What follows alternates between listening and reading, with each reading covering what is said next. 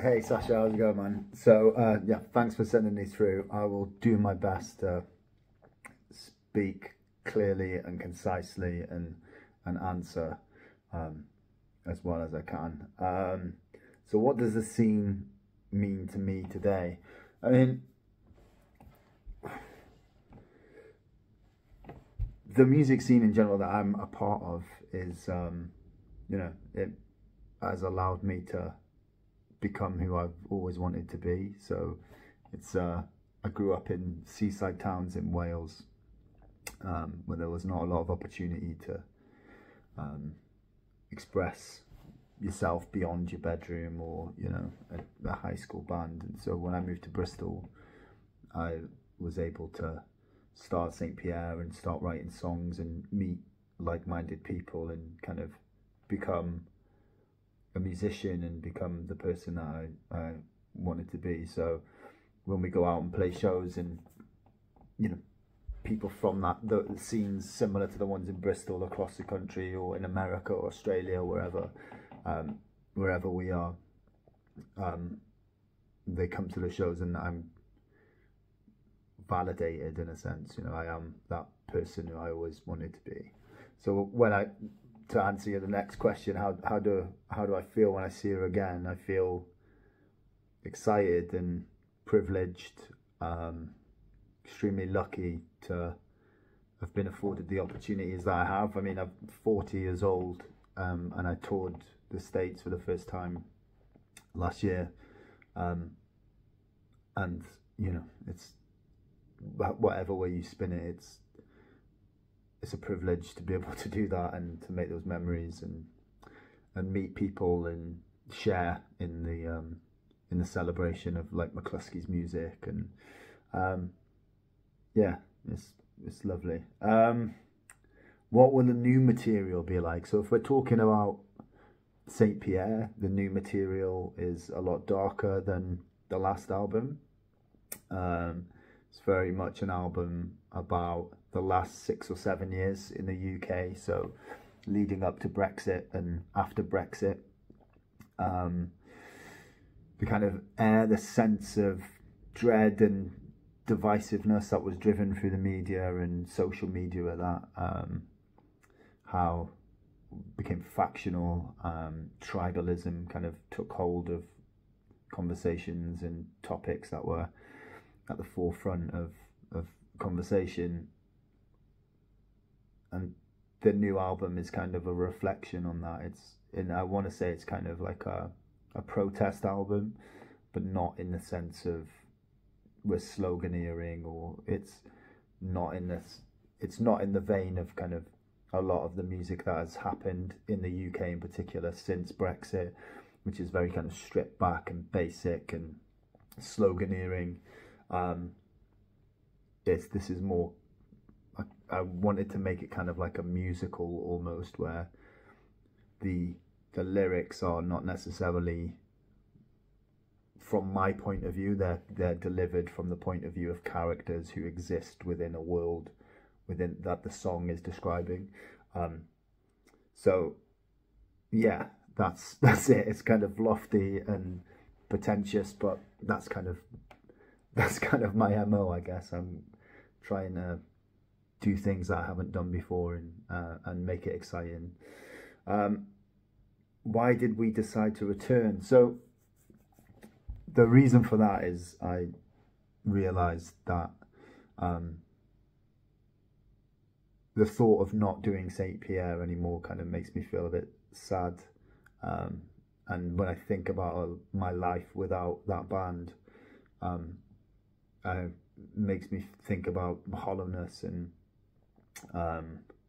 directionlessness, I think, if that's the word.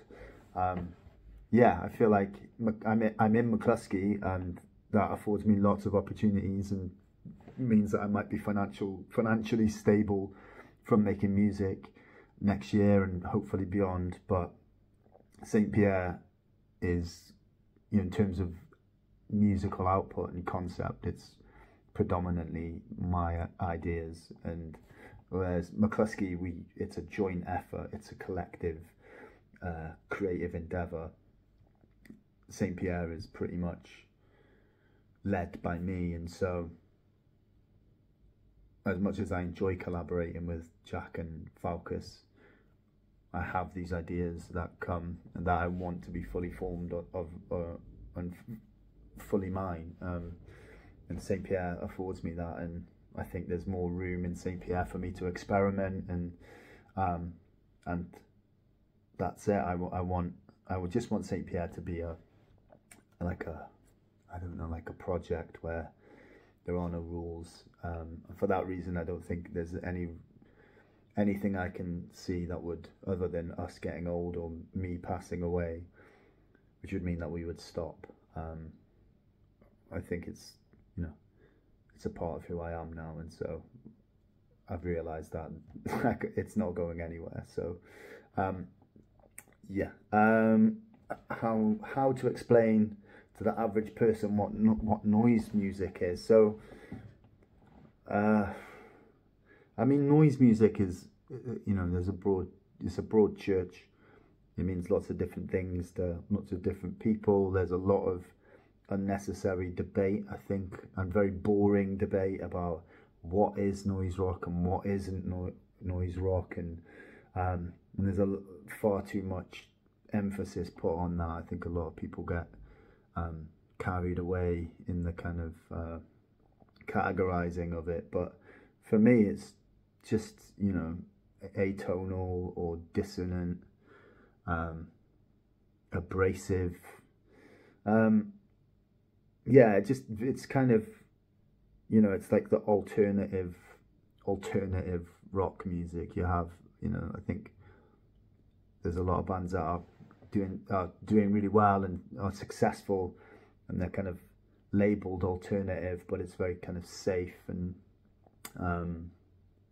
generic, whereas noise rock for me it's alternative music, but it's completely completely at odds with any kind of commercial success, in that it's not really designed or intended to create a buzz for big labels or finding a large audience. It's purely about expression, and expression regardless of the listener's enjoyment of it or reaching a wider audience. It's purely just mostly weirdos trying to make weirdo music for other weirdos, and so that's what it means to me. It's just it's a means of expressing oneself without limitation or barriers or what's the word? I can't think. I can't think. Never mind. What's wrong with the world today? I mean, God, where do you start? I mean, social media is probably the biggest one, isn't it? I think we live in a world where no one knows where the truth is or what the truth is anymore, and there are 3 different types of truth. There's someone's truth, someone else's truth, and then the truth here, and I think that is a very dangerous premise, and we've seen it in America, with what happened at the Capitol. That's a direct directly influenced by the eradication of objective truth, and having to navigate that is kind of terrifying. It's terrifying to be a father and to think about my son being able, what information is my son going to be privy to? Is it going to be real? Is it going to be false? Are his opinions going to be formed on lies? So it's worrying that, so the eradication or the erosion of objective truth is definitely one of them. I'd say Jake Paul and Logan Paul are probably up there for me. A lot of people would say, like, over here we're seeing the resurgence of the far right, kind of racist rhetoric and, and panic about migrants coming to the UK on boats, and that doesn't concern me. Migration doesn't concern me. What concerns me is my son seeing these people online just making money for the sake of making money and have no morals or aim beyond increasing their own profile and lining their own pockets, whether they're ripping people off or selling shocking products to children.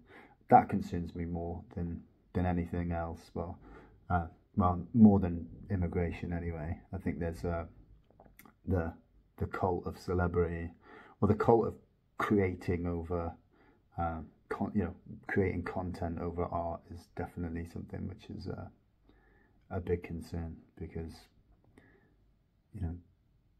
the children who are watching that are impressionable, and they see people like the Paul brothers, something to be aspired to, whereas anyone who has any kind of, any principles or morals or any kind of self-respect know that these are insidious, wretched, hollow, morally bankrupt human beings that shouldn't be followed by anyone, let alone children. So next one. What can music change today? I mean, I don't know. I think people, I'm kind of, I don't know. I think I'm a bit too long in the tooth to think about, to feel that music can change anything other than musicians, I would say. I'm not sure music really changes people's minds on issues. So bands out there who are kind of politically left-leaning, putting out politically left-leaning music, I don't necessarily think that they're changing the worldview of people who are in the centre or to the right of politics. I think that they are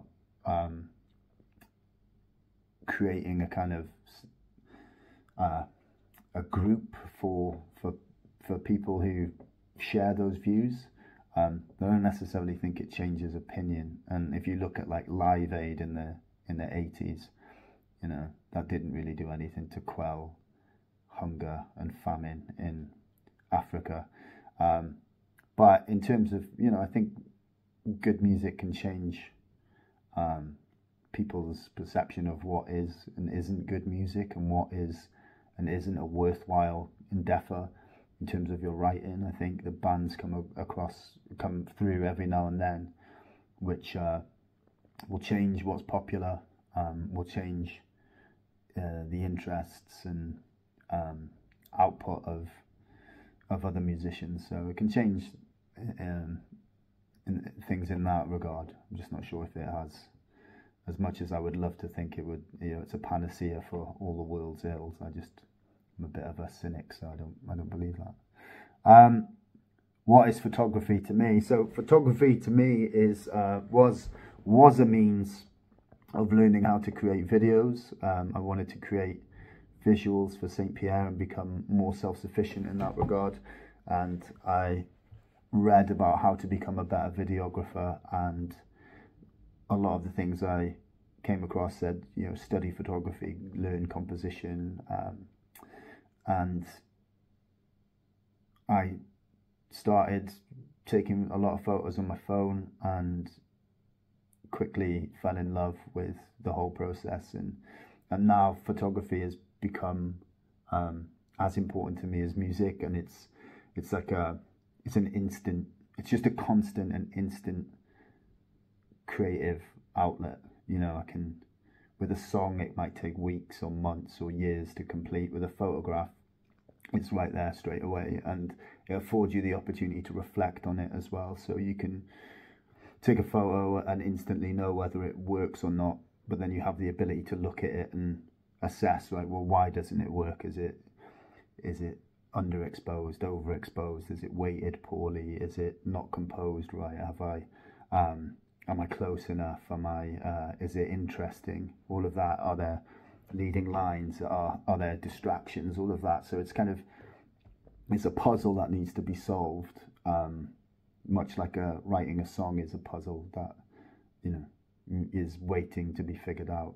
Photography is that for me, but it's just instant, and it's a way of just documenting the world that I'm in, and showing people the things that I think are beautiful and interesting, and hopefully they get a sense of who I am through that. So by the action of taking photos of things and people, I reveal a little bit more about who I am through the medium of taking photos, and not just writing lyrics and screaming at people in art shows. And then the last question: have I been following Russia's attack on Ukraine? I have. It's tragic, and I think there's in the UK, you're probably not privy to this, but there's a lot of talk about how the fault for this invasion isn't with Putin or Russia, and that it's with NATO's expansion into Eastern Europe, which I find just completely objectionable. I think it's a wretched thing to try and blame Ukraine or NATO for having to be mindful of the fact that there is a tyrannical dictator, an ideologue who's hell-bent on restoring the Soviet Union before he leaves the planet. He's made that abundantly clear, and when he annexed the Crimea, that should have been the call to arms then. And I think that it's an abomination to try and it's an abomination to say anything other than supportive words for the Ukraine. And I truly hope that the Ukraine are victorious, and that we see the downfall of Putin, sanctions, and hopefully The Hague, and hopefully death for him as well. So you have my eternal backing and sympathies and solidarity and love. Like, I can't imagine what it's like to live in a country that's been invaded by an oppressor. And I just wish you and everyone there all the very best. And Sasha, again, thank you for asking me these questions, buddy. And give me a shout if they're okay. Ta.